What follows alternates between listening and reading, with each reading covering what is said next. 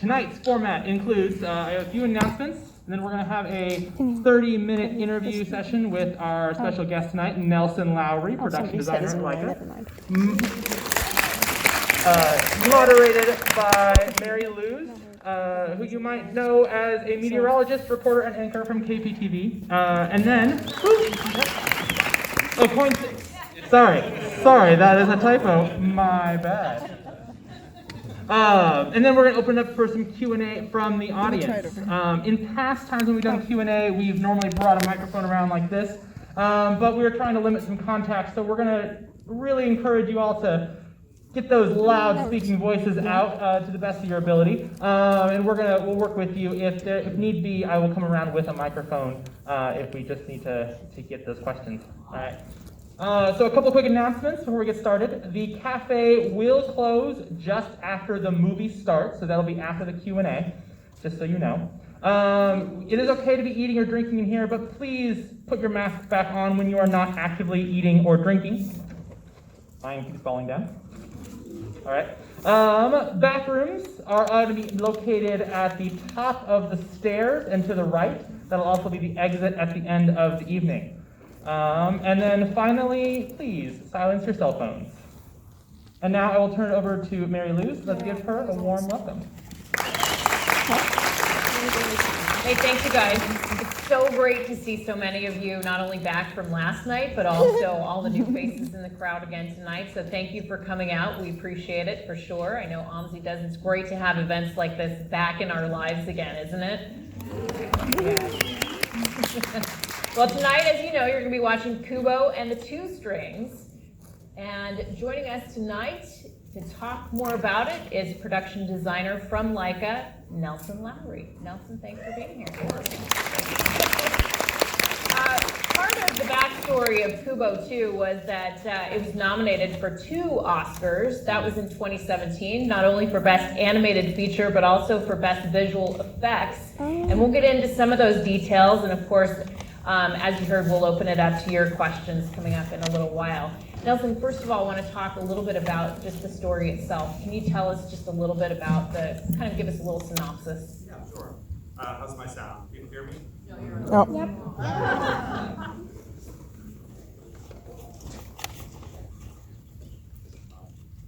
I'll let a pro do it. There you go.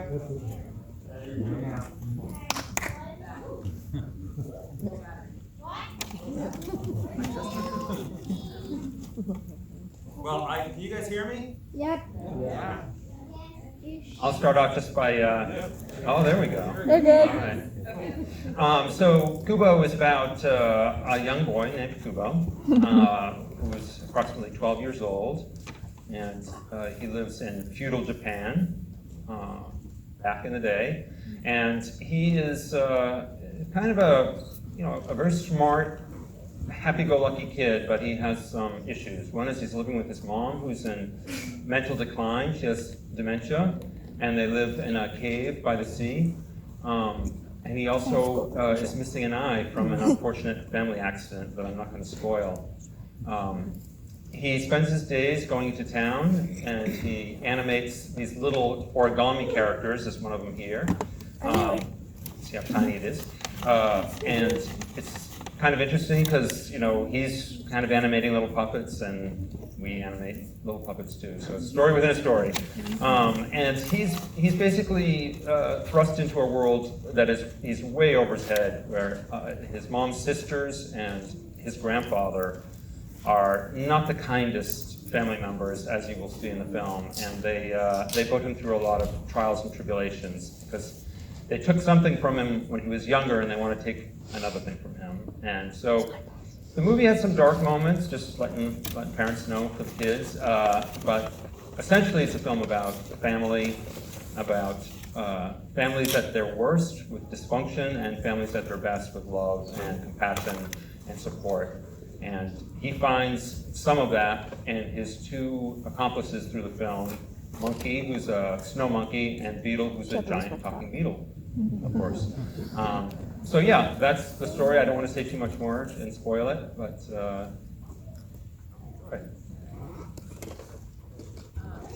The next thing I want to ask you is a little bit about just stop motion animation from your view, and just give us a brief description, kind of for folks maybe who don't know what it is. I know the vast majority of you do, but just a brief description of what it is. Sure. So it's a type of filmmaking where we're literally taking physical assets, that is, we're building stages and sets and populating them into a giant workshop where we film it.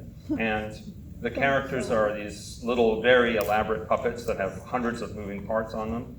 And the animators basically imbue these characters with a performance that's sort of based on their design and the voice talent of the characters, that are bringing them to life. So it's a very lengthy process. It takes a long time to make these films. It depends where you're starting on the production, but I can work almost for 4 years on a film. They do overlap, so I might be finishing one and starting another. But it's a very old tradition. Stop motion goes back about 100 years. Even before cameras, they had little puppet shows, and anyhow, that's essentially what it is. And to me, it's kind of one big magic trick, really, because what you're watching on the screen is really everything that happens that we do and the animators do, you don't see, but you see the result of it. So as the characters are moving through the environment, I don't know if you've ever seen any YouTube videos of people animating, but they're pushing the puppets along and moving them through and emoting them and changing their faces and bringing them to life. So it's a magic trick. Your background is in classic art and also stage work and things like that. How would you compare working with these puppets to any kind of live action stuff that you might have done? Right. I feel like entertainment and anything related to telling stories is the same in some ways. The thing about stop motion is it's so specialized. I started off when I was quite young working in theater in New York, where I learned, I was basically a maker back then, and I started off sweeping floors and building molds and doing all sorts of things, and slowly worked my way up to an art director and production designer. Yeah. Sorry. That's okay. So speaking of that background and then adding this new title or this current title of production designer, can you tell what it is that you do as a production designer? Yeah, so a production designer, I'm responsible for the look and feel of the film. And with these films, that's a lot of look and feel. So, it's a big job. I get a lot of help. I work with a lot of really talented people. But what I do is, once, I'm attached to a film, I get a script, I break it down. That's just going through the actual script, and I pick out every single location, every prop, every costume, and start working with a group of people to bring that to life. I work very directly with the director and the director of photography. And so the three of us kind of work together on the look and feel of the film, but I'm essentially the one who's responsible for it. So it's a lot of pressure, I will admit. At times it can be very frightening, especially at the beginning, but it's so rewarding and I very much enjoy it. So talking about that aspect of things and having to bring this, written word to life and all the create these worlds essentially that we see on the screen, and especially for Kubo, what kind of challenge or research did you have to do? It must have taken a long time to go back to feudal Japan, as you said, and create this entire place. Yeah, it did. The thing about Kubo, when I was reading the script, it kept describing all these scenes. A boat that is created with leaves, with origami that would self-destruct and come back together again, and trip through, the tundra and all these giant battle scenes. And I kept thinking, oh, this will get cut. This will get cut. That's too much. Nobody's gonna. And it's all in there, and then they added some more. So yeah, it's a lot of preparation. It was a tricky thing working on something with Japanese aesthetic, because I wanted to make sure that I wasn't, misappropriating or saying something, doing something wrong or using the wrong symbols and all that. So we had some wonderful guidance with some Japanese cultural experts, and I had to study a lot about that. And that's one of the fun things about designing a film is you get to really study whatever it is that whatever environments, where it takes place, you just have to study the history of it and really get to know it. So for about a year, I studied all that and looked at woodblock prints and the art of Japan and history of it, and it was fun.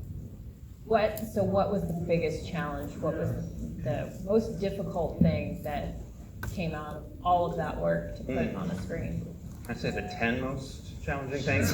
Of course. I don't know. I think I mentioned that origami boat. You'll see the film has a lot of. All right. So normally a lot of subframe films you've probably seen Coraline, and maybe some of our earlier films. They take place often in kind of closed environments, and occasionally we go outside or we see a backdrop here and there. But this was really just blew those walls away. So. We were thrust into this world of exteriors that I hadn't really ever worked on before to that extent. So you have to be very careful and clever about it because you only have so much time and resources to do this. So luckily, I worked with an amazing visual effects team to do some extensions and all that. But just planning those, and I kept seeing. I don't know if you guys know what storyboards are, but they're basically the thing that comes before the film, and then it's cut into an animatic. So it's it's got the voices, and it's just kind of crude but beautiful drawings that show the whole film and its progression. And I kept looking at the storyboards, and I kept describing them as raisins. They were the characters. They were like little dots in the scene. And I was like, so what's all that out there? Because normally it's just a room with some characters in it. So I think the exteriors are probably the most challenging. And we do have one of those. If you haven't been to see the display out front, definitely stop by and see it because it's part of Kubo's village that's out there with another Kubo out there as well. But for that one in particular, I mean, it's only part of the village. Can you talk a little bit about maybe how long it took to sort of design and build that entire thing to create that world that he's going to physically walk through? Yeah, sure. So if you do get a chance to see it or you have already seen it, I think there's a couple buildings out there, and that set was actually about 40 feet long, which, doesn't, in live action film world doesn't seem that much, but it's a huge set. And so it had, probably 30 or 40 buildings. Each building was decked out and had props, and so I had to, figure out where the camera was going to be, how much detail we could, get away with, and build it all out. But when you do see that, just think about, at one point it was all together and it was the length of this whole space here, and with hundreds of lights around it and multiple characters and people. So when we were talking about these films too, we talk about the practical, which is what you just described, versus the virtual, which is anything that's done on the computer. So can you give me any kind of a ratio maybe as to what is practical in these films versus what's virtual? Yeah, so Kubo had more digital work than our previous films because of the extensions. So I would say that the practical side was probably 75 to 80%, and the rest was digital. And that's a lot. And the thing about the digital is that, and maybe what's different about LAIKA is we have the digital department within our company, which is a huge, it's a great thing to have because they are really part of the team that's making it. So we don't normally just, when we put green screen up and we set up these shots, we already know what's going to be back there. And we work with the digital department to provide them with as much information about it. So if, we build what's practical, but we design everything. So we design the trees that are a mile away and the landscape and the rivers and the textures of everything. And we work with them to bring them to life. And we often make maquettes and models and textures, and they shoot them in very high resolution and then map those onto the digital models. And that's very important because when you're creating such a big, complex world, you don't want to ever be aware that there's a split in that, or there's, oh, that's the computer part, And because what we do is a sort of tactile, handmade vibe, which computer doesn't, it's harder. It's getting better, but it was quite hard back then to make it feel that way. So the digital department had to work overtime to bring that sort of hand-built texture into the film. I mentioned earlier that the film was nominated for a Visual Effects Academy Award. Can you talk a little bit about maybe like what qualified it for that nomination? Yeah, I mean, as you'll see when you watch the film, there are a lot of very large, crazy effect sequences. We call them set pieces. They're basically, like right off you'll see the water. I mean, we see an ocean. You can't build an ocean in stock frame. Although we did build some models of oceans and photograph them as reference to help the digital department bring them to life in a less procedural way. There's also giant battles with characters, and there's a lot of digital doubles. So this required, you know, when an animator's working on set, there may be 4 or 5 characters. That's a lot. One or two is a lot, but when there's 4 or 5, it's a lot. And then we have scenes where there are, you know, maybe 30 characters. And so a lot of those are actual digital doubles that have to be integrated into the scenes. So those, and then of course the digital extensions. So you'll see giant, massive landscapes, and we didn't build those. Those are done with VFX. But the other thing that's worth mentioning is VFX kind of touches every shot nowadays. I mean, the refinement that we have to do, we have to remove seam lines from their faces. Certainly when a film is shot in 3D, there's a lot of digital help that overcomes technical difficulties. So they play a big part. So I would say the film is divided like I described, but they still touch every shot. Can you talk a little bit, you just mentioned two briefly faces. Can you talk a little bit about that? Because I think that's kind of a stunning thing for a lot of people to know, that those expressions are changed out. Yeah. So I was gonna pull his face off and shock everybody, but he doesn't. He doesn't have that. But basically, they're printed in rapid prototype, which is, you know, it's an emerging technology. It's certainly here with us now, and I feel like LAIKA has pioneered that particular discipline. I mean, Brian McClade, who's the head of that department, won a technical Oscar, so that's a big deal. Like, you know, it is an Oscar, and the studio won it because of his hard work and figuring this out. We even beta tested some of these machines for digital printing companies because we're using them in such a specific way that it's helping them develop their technology. So we have we often get machines that have never been used anywhere else, and we're testing them out, and the technology is changing very quickly. So those faces are all pre-planned. So it's really kind of mind-boggling when you think, animators animating this character, it's walking through a forest, it's talking, it's emoting, and every one of those faces comes on and off, and they know that when the character is stepping in this particular spot at this particular second, it's this particular face. So we have literally thousands and thousands of these faces, and it's kind of a jaw-dropping thing to see, is the archives of faces. And there's, of course, someone who manages all that, and they're in those clear tackle boxes that you might have at home to organize things, and there are just hundreds of them, just floor to ceiling, and you know, they'll know a shot is coming up, and they'll come and grab them all and get them ready for the animator, and and they're so beautiful. Even when you see them up really close, the level of refinement on them nowadays is pretty spectacular. Thinking back to Coraline, and some of you might know this already, but we didn't have color printing back then, so they were just printed solid color, and they were hand painted. So thousands, and she had freckles, so like it can't chatter or move. So. You know, they still, and that's another thing the VFX department does, they're still not perfect, so when you see the raw footage sometimes, there's a little bit of chattering, there's a little color changes just because it's just the way things work, and they clean that up too. Handmade. They're all handmade, which is stunning too. Just a couple really quick things for me. There are a couple of firsts, without spoiling too much on this one. For you guys, as far as I know, one of them is very large. Yeah.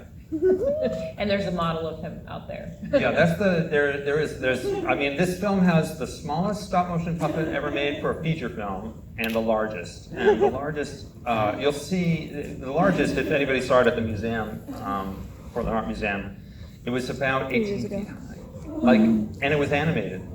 It was really crazy. And then we had a smaller one because it was so unreal. Basically, we built that as a set piece so that the characters could interact with it. But we also had a smaller one. I think it was probably about 2 feet tall, and it's out in one of the display cases there. It's the skeleton. It's the skeleton. And that was, I mean, when I saw the script, and I love designing crazy monsters and things, and so when I saw that, I was so excited. It was really fun to work on that character. Last thing, and that is, what about working at LAIKA and working on films like Kubo is your favorite thing?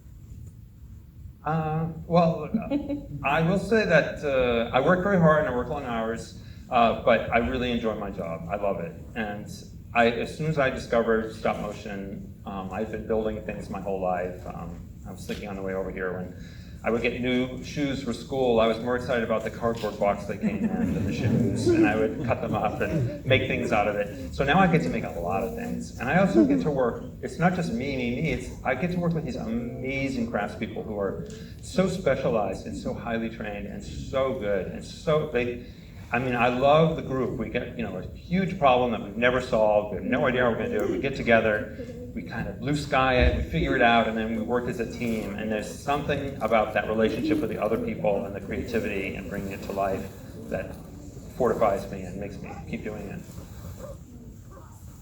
All right, we're gonna turn the house lights up and open it up to questions. Yes. You guys, now you can hear me. So we're gonna turn the house lights up and open it up to questions from you guys. We had a few before we got things started here, but we're of course open to more because we have some time before we start the movie. So I'm gonna let that warm up a little bit. And then if you just raise your hand, I'll call on you as best I can, probably using a description of your location or your clothing. Yes, up in the corner with the plaid shirt.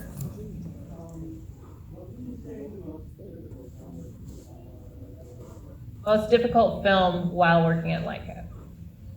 I know it's too easy just to say all of them, but we do keep upping the ante. So, Travis Knight, the owner of the company, he keeps saying, like, I want this to be bigger and better. And the challenges keep, increasing. So, but we're still learning, so it kind of balances out. So they're all technically challenging, but I think it's up to date. We're working on a film now that I can tell you will be the hardest film I've ever worked on, but it's probably this one. And you'll see when you watch the film, there's so many different feelings and environments, and then all the crazy effects work and all the big chase scenes and all that stuff. It was so hard to figure out and do, but it's also one I feel most proud of, because I think as a whole, it's not only a beautiful story and a beautiful film, but it really holds together visually, and it was kind of easy to do that. Okay, let's see, kind of a cream colored sweater. I was just wondering, the sixth film that you're working on, I heard like rumors that like it was going to be like a trilogy. Is that going to happen? The film we're working on now, which I can say is Wildwood because it was announced. Will it be a trilogy? Please, don't ask a question like that. Come on, let's make the first one. I have no idea. Travis is not super fond on sequels, but who knows? It is, I'm telling you, it's been the most exciting. It's going to be really amazing and very different than what you're about to see now. From over here. Yeah, sure. What did it take to get your clothes to LAIKA? Well, we hire, there's a lot of people, we hire a lot of people, so it really helps to have a discipline because, some people come to the studio and they're really good at a lot of things, which is good in life, but not so great in business, so it helps if you specialize. So if you have a particular skill that you think would lend itself well, and I talked to a young lady who was here earlier, and I gave her the advice of, do what you want to do. There are a lot of people will tell you like, oh no, do this or do that, but it's like, it's such hard work and it's hard to get there that you have to really want to do the thing that you're saying you want to do. So whatever that discipline might be, learn it to the best. Nowadays you can go online and learn so much about stuff. You can almost go to school online. So, look at what's come before and then check our website, because our recruiting department is very strong, and they put job listings up. And we also offer paid internships. And we have an incredible hiring rate for interns. Just hired a few recently who came from universities and turned out to be, I mean, the young people are so good these days. Yeah, it's amazing. So I would suggest, if you want to know just technically how to do it, go online and look at what the positions are. And even talk to recruiting if you're able to, and find out what it is specifically they want. Anybody else? Oh, hand up over here. Yep. Yes. Do you have a favorite character that you worked on, or one that you most relate? Favorite character from our films? Yeah, probably Link, Missing Link. He's just a big, goofy, silly, funny character that knows what they want, and I found him to be very charming. I know. He's such a pleasing shape. I saw a hand in the middle here in the pink sweatshirt. Yes. From beginning to end, how long did the giant skeleton take to build? It's a great question. How long did the giant skeleton take to build? I'm sure it was about 1.5 years. And that was that's a team of about 6 or 7 people working on it. It's structurally, the engineering of it was just insane. So, it's all steel underneath it, it's all articulated.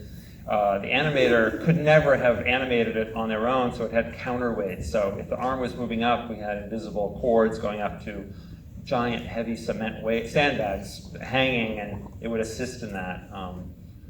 So it had to work, and it had to look great. So yeah, it took a long time. I saw it in person, and it was really imposing. I mean, really imposing. Okay, next to pink sweatshirt. Yes, you.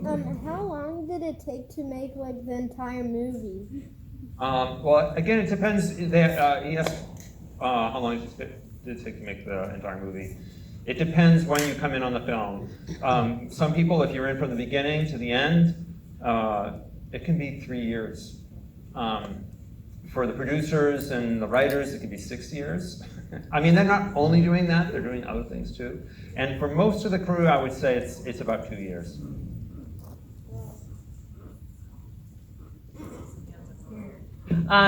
Here toward the front, yes.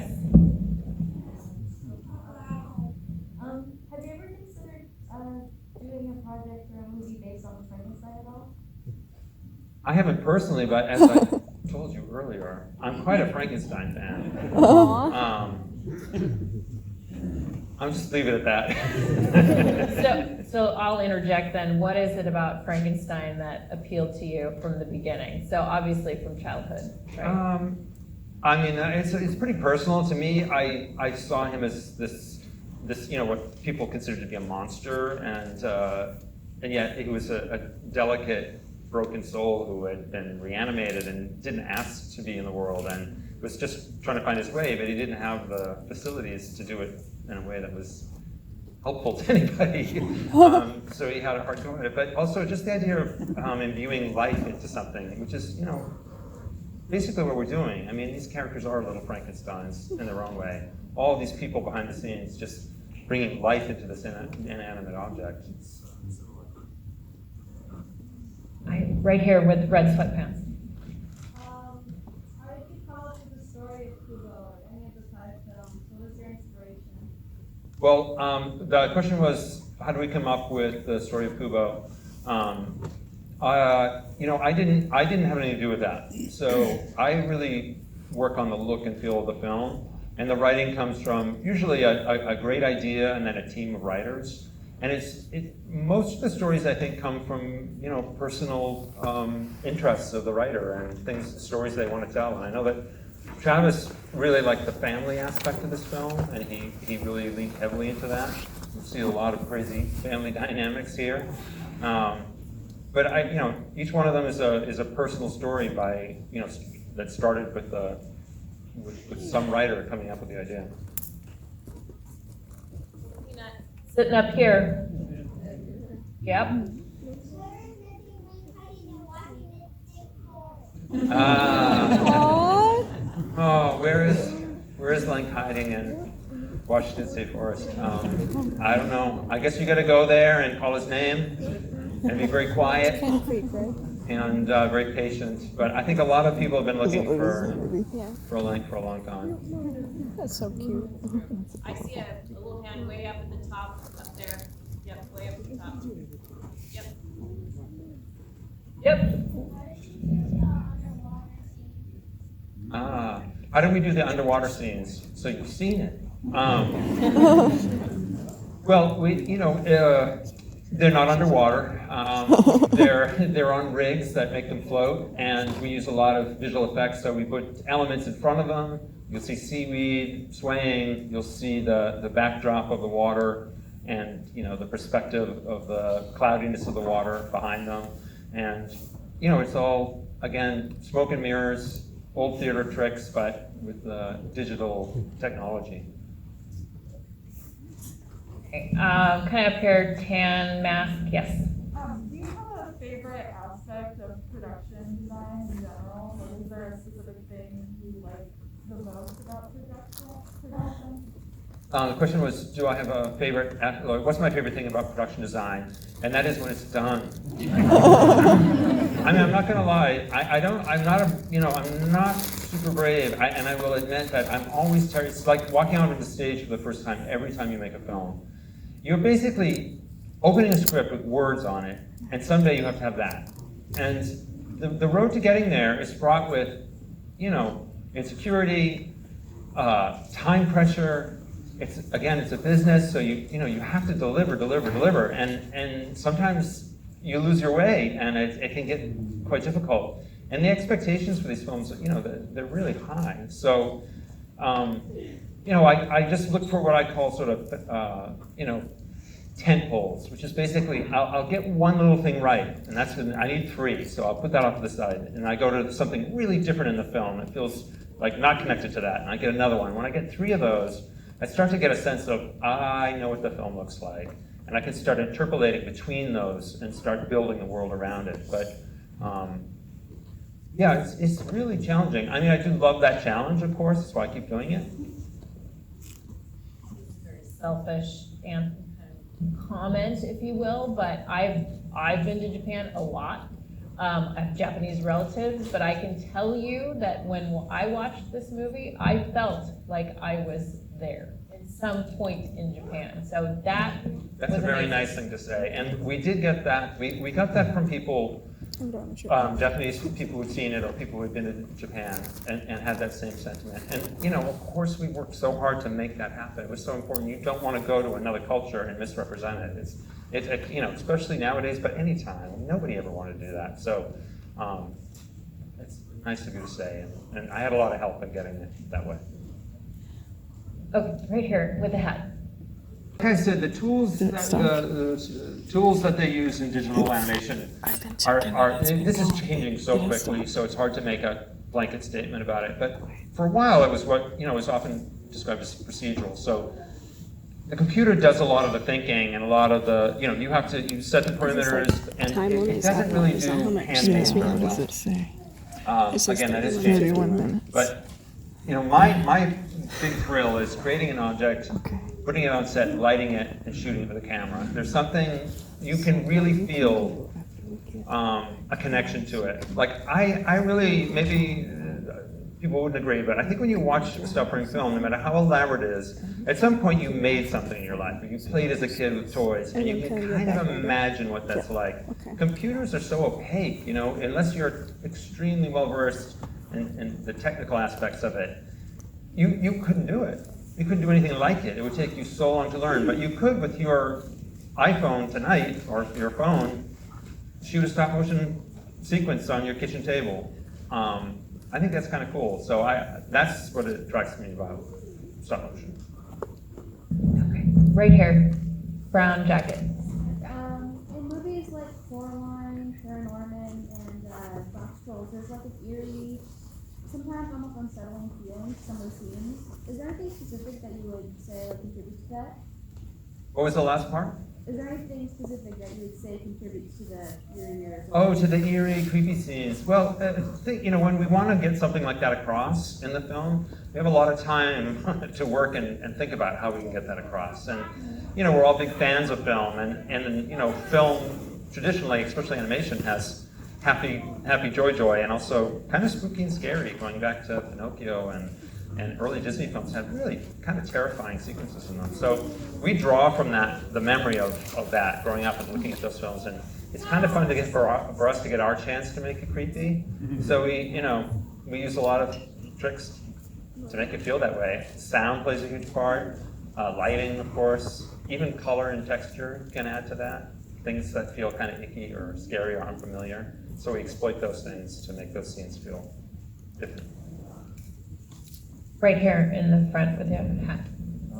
When producing the film, how many times do you think you end up rewatching the whole thing before it's finally released? Oh.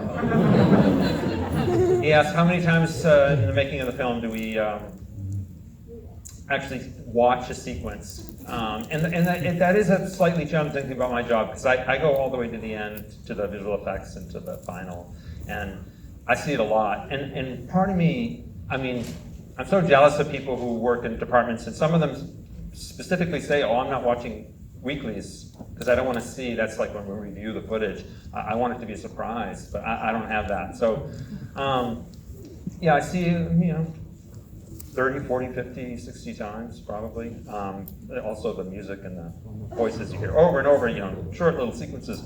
But what's great, I'm going to watch this movie tonight. I have friends here, so I want to see it with them, but I haven't seen this for a long time, and I'm kind of dispassionate when I see it, because I put so much work into it, and I have a different connection to it.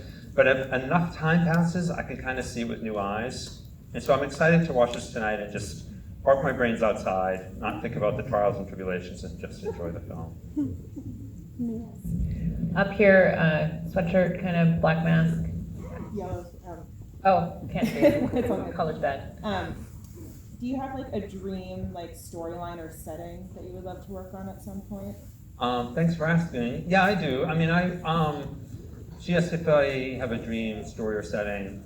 I'm obsessed with science fiction. That's just me, since I was a kid. I like all the films we worked on, but can you imagine a stop motion science fiction film? That seems pretty good. Yeah. So maybe someday. I gotta just, I'm getting long in the tooth, so I gotta push that along. Let's see, there's another hand that shot up here in my eyesight. Yep, waving. I was wondering if the concept art and storyboarding process for stop motion, is that different from 2D drawing or the 3D digital? Question was, is the design and the storyboarding different in stop motion as it would be in traditional animation? And essentially, no. You kind of have to make the movie before you make it, because you're putting so much time and resources onto those sets in that moment of filming. You have to know every nuanced, detail of it. So we basically, those storyboards and those animatics are really represent what it is we're going to build. And then 2D and Disney and all of the tradition of 2D animation, they did the same thing. Over here, just glasses, hat, yes. Just what your faces are from the film not starting at all to being finished. Have whatever details you want the phases look like finished. Right, so the phases of the film. Well, the writing, of course, the writing happens first, and there's many drafts. They can go on for an amazingly long time, years sometimes, as they get finessed. And then it goes into development. Once the studio greenlights something, then people get called in. We start kind of picking apart and look at what kind of animal it is, and that's pre-production. But that's me doing research, a lot of reference finding, and then doing artwork to represent what those environments will look like. But in the background, there's other people doing things too, trying to figure out who the talent will be, and doing all the storyboards. The storyboard artists, there can be, on our films, there can be 7 or 8 of them, and they work for about a year or longer on the animatic.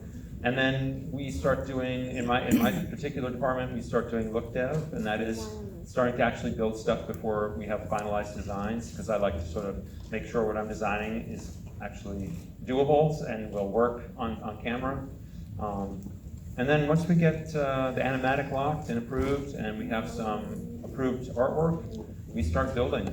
And a lot of previs goes into that. That's figuring out, when you have these giant environments, you can't overbuild. We build right to the edge of the frame, so the camera is basically a flashlight. And wherever you shine that flashlight, whatever's in that cone of light is what we're going to build. And you have to really agree on that, because it's not like a live action set where you can just say, oh, turn the camera over here, because there'll be nothing there. And then it's the long haul of production, which is 2 years of 300 or 400 people working on stages, just making the film, just the hard work of it. And then once that happens, it goes, because we have the visual effects department at LAIKA, we're starting finalizing some of the shots before we finish the film, but they go on for several months and sometimes 6 months after doing the visual effects and cleaning up the film, making it ready. So yeah, that's it. Okay, yep, right behind the guy that just talked, so yeah. So when you get a story for any of your films, are the writers internal at LAIKA, or do you ever get stories from outside of LAIKA that you then get rights to or have writers working on? Right, so the stories, where do they come from? Internally and externally, for sure. Yep. So, there is a small department that is just looking for stories. And it's harder to find than you think. There's so much out there, and yet Travis wants to find the story and something particular about it that inspires him to put all this effort into it. Do people ever approach you to pitch? Yes. Yeah. Yeah. It's very similar to any studio. Yeah.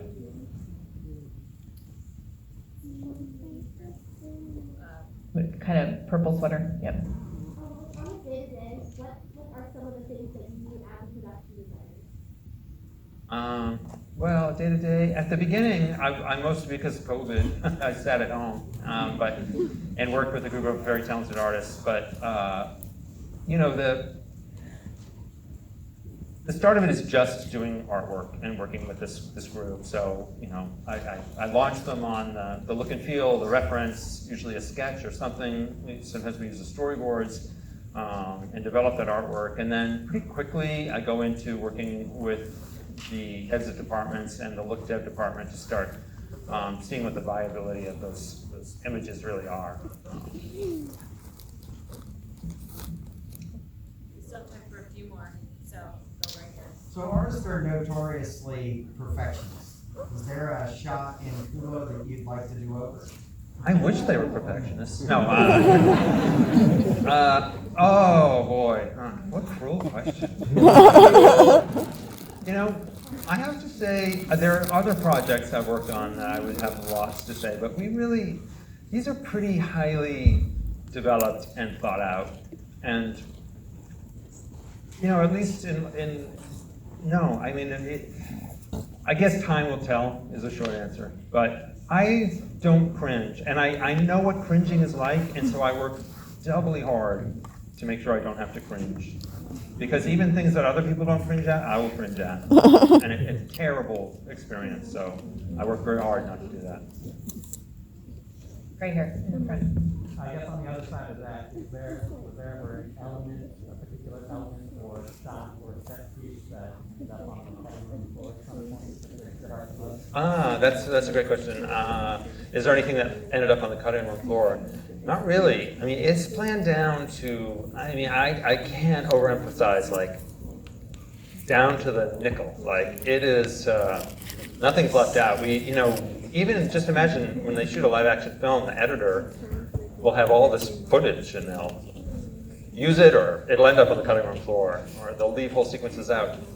We don't do that. Because as we're making it, we start to see what's working and what's not working, and we adjust it on the spot to fix it then. Let's see. We're gonna go up in the middle. You have just a regular surgical mask on. You're pointing at yourself. Yes. What are the qualifications for an internship that you are looking for? Qualifications for internship? Even the internships are pretty specialized.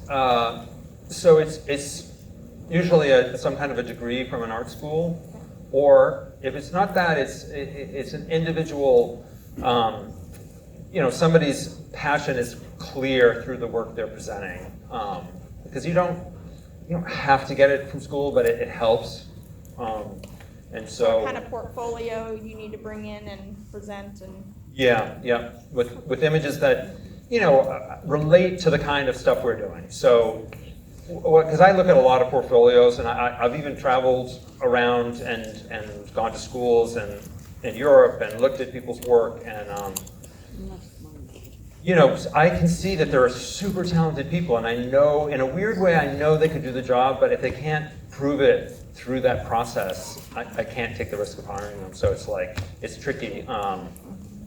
So yeah, you really need to be very specific, kind of back to the point of that question of, you need to know what it is you want to do. And the most challenging thing is when someone comes in and says, I can do everything. And it's like, no, you can't. It's pretty rare. Oh, jeez, lost that. Yes, gray shirt. As a maker, what would you say you specialize in specifically? That's a nice question. Thanks. As a maker, well, I had a little leg up because my parents met in art school, and my mom made miniatures, and my dad was an industrial designer who also made dioramas for museums. Oh, wow. So I was working in a workshop on a lathe and a table saw when I was, a teenager, and it was in my blood. My, great grandfather was a cabinet maker and blah blah blah. So I just couldn't stop doing it, basically. And I like making kind of everything, but what my own personal work is these very obsessive handmade models that are mostly made of a very thin kind of cardboard that I make very elaborate characters and paint them. And you wouldn't really know that they're made of cardboard when you see them. They're like a little bit like ceramic or machined, but it's the satisfaction I get with, and I don't start with drawings, I just start free building. There's something going on inside, some repair. I don't even know what it is that's broken, but it's being repaired when I do that stuff. Okay, just like maybe one more, and I just saw this hand shoot up. Yeah, right down here. Yeah. Yeah, you're pointing at yourself. I can't really see what color your hair is, but I can kind of see there's some pink on your outfit. Oh, me? Yes. Oh, sick. Do you ever work with the voice actors or have a say in the voice actors? No, not at all. Not even close. Yeah, no, that's the director and the producers do that work. Which frankly, I wouldn't have the bandwidth to even do it. And that's where I mean about getting specialized. When they first started casting our new film, they threw out who would you want to? And I knew that every name I said, they were like, it's not my forte, it's not my thing. But I'm glad that there are people who are really good at it. Okay, maybe one more, and I just see a little timid hand. Yep, there, raising high. Yeah. In the film Wildwood, are the original locations going to be portrayed? I guess I'm not sure what I'm allowed to say or not. Yes. No.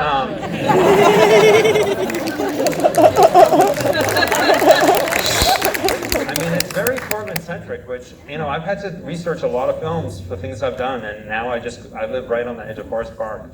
I just go up into the woods. Kind of easy, right? Anything else that we missed or you want to add before these folks check out this movie? Maybe just one more. I saw a hand. No, okay. No? Okay. No, I would just say enjoy it.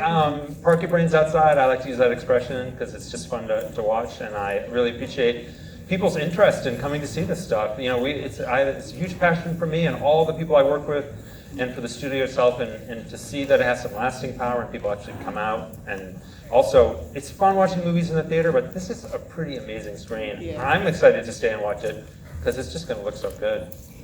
Thank you. All right, Nelson Lowry, give you a big hand, you guys.